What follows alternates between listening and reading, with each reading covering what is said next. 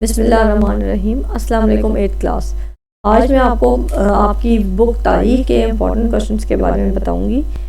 अब आपके पेपर्स क्योंकि करीब हैं तो आपने इसलिए इन जो क्वेश्चन पे मैं आपको के बारे में बता रही हूँ या जिन पे मैं मार्क लगवा रही हूँ, इन क्वेश्चंस की आपने बहुत अच्छी प्रिपरेशन करके जानी है। अगर आप इन क्वेश्चन की अच्छी प्रिपरेशन कर जाएंगे तो आपका पेपर इंशाल्लाह बहुत अच्छा हो जाएगा। चलें टाइम ज़ाया किए बगैर स्टार्ट करते हैं। अब फर्स्ट आपका जो यूनिट है उसके इम्पोर्टेंट क्वेश्चंस में सबसे पहले मैं आपको शॉर्ट के बारे में बताती हूँ। शॉर्ट में है ईस्ट इंडिया कंपनी कब कायम हुई, जुदागाना इंतखाब किसे कहते हैं, किस शख्सियत ने अंग्रेज़ हुकूमत को तजवीज़ दी कि बरसगीर की कानून साज इदारों में मकामी लोगों को शामिल किया जाए। ये क्वेश्चन और जो आपका अगला है वो आपने करना है ईस्ट इंडिया कंपनी पर जामे नोट लिखें। ये तो क्वेश्चन आपका समझ लें बहुत ही इम्पोर्टेंट है। ये के बाद थर्ड अंग्रेज़ों के नौ अबदियाती माशी पॉलिसी का हाल बयान करें और फिर है 6 वाला क्वेश्चन। अच्छा, एक बात जो मैं आपको बताना चाहती हूँ वो है आपने सबसे पहले जब तैयारी स्टार्ट करनी है सबसे पहले आपने MCQs तैयार कर लेने हैं। ठीक है, पूरी बुक का ऑब्जेक्टिव जो होता है ना उसमें चाहे मैथ का कॉलम हो, MCQs हो, फिल इन द ब्लैंक्स हो या ट्रू फॉल्स हो, ये सारे आपके ऑब्जेक्टिव में शामिल होते हैं। इन सब की आपने पहले बहुत अच्छी तैयारी कर लेनी है, उसके बाद आपने फिर शॉर्ट और लॉन्ग क्वेश्चंस प्रिपेयर करने हैं।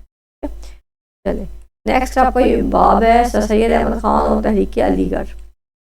ये इस बाब में आपने जिन चीज़ों की प्रिपरेशन करनी है वो है क्वेश्चन नंबर 2 सर सैयद की लिखी हुई 2 कुतुब के नाम लिखें और तीसरा है नज़रतुल उलमा के बानी कौन थे, 5 तालीमी इदारों के नाम तहरीर करें जो सर सैयद अहमद खान ने कायम की। इसके अलावा ये जो एक टॉपिक है ना दारुल उलूम देवबंद भारत, ठीक है, इसके बारे में आपके चैप्टर में जितने भी इम्पोर्टेंट कुछ चीज़ें हैं उनको दफ़ा देख जाइए।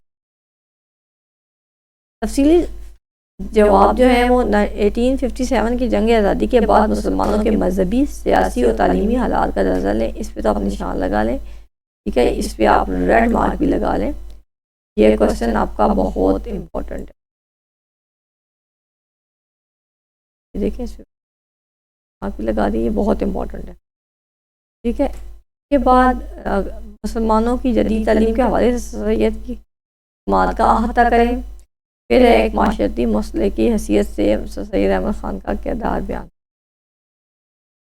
नेक्स्ट है बाब 3 बरतानवी हिंदुस्तान में सियासी बेदारी।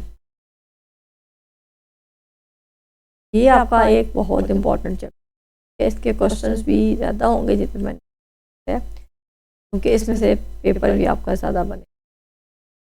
ये है आपका है तहरीक खिलाफत से क्या मुराद है, मुस्लिम लीग के क़याम के मकासद। ये तो बेहद इम्पोर्टेंट क्वेश्चन है ना, इनको तो आपने छोड़ना ही नहीं। इसके बाद जो लॉन्ग है वो इसमें बहुत ज़्यादा है, ये चैप्टर इम्पोर्टेंट है ना।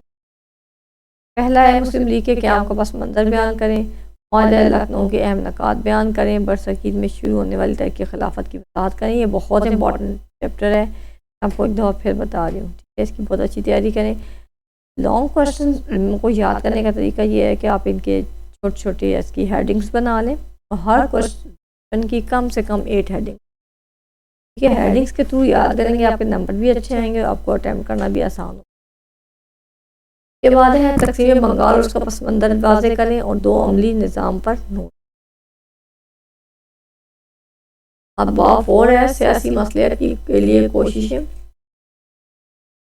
ये आपका चैप्टर है, इसमें आपने जो शॉर्ट करके जाने वो है नेहरू रिपोर्ट के जवाब में कायद-ए-आज़म ने कितनी तरमीम पेश की, कांग्रेस और मुस्लिम लीग के साइमन कमीशन का ने कांग्रेस और मुस्लिम लीग ने साइमन कमीशन का बायकाट क्यों किया। तफसीली सवालात में है आपके खुतबा इलाहाबाद का खुलासा और अहमियत और 1937 की कौंसी वजारतों के मज़ालिम पे।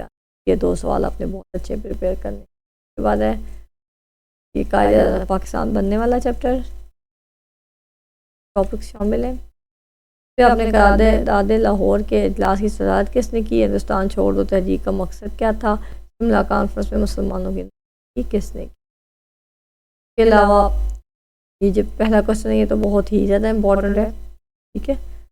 और उसके बाद क्रिस्टा जवीज़ वाला भी इम्पोर्टेंट है, ये थर्ड वाला भी और फिफ्थ।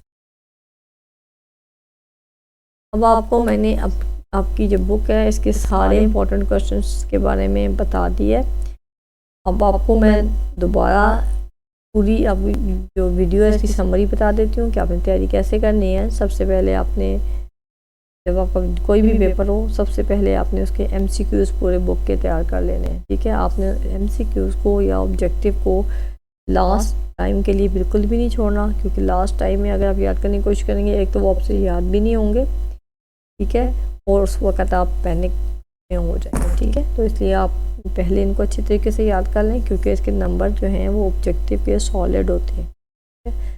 तो एटलीस्ट आपको इधर से आपके कोई कटिंग नंबर्स में ना हो ऑब्जेक्टिव। जब आप ऑब्जेक्टिव बहुत अच्छा प्रिपेयर कर चुकेंगे, उसके बाद आपने सारे शॉर्ट जो हैं वो याद करने हैं। अगर आपने पूरा साल तैयारी की है तब तो आप सारे शॉर्ट याद कर लें, लेकिन अगर आपने तैयारी में आपकी कुछ सही नहीं हो पाई किसी भी वजह से, तो आपने सबसे पहले सारे जो शॉर्ट जिन पे मैंने आपको निशान लगवाए हैं वो आपने कर लेने, ठीक।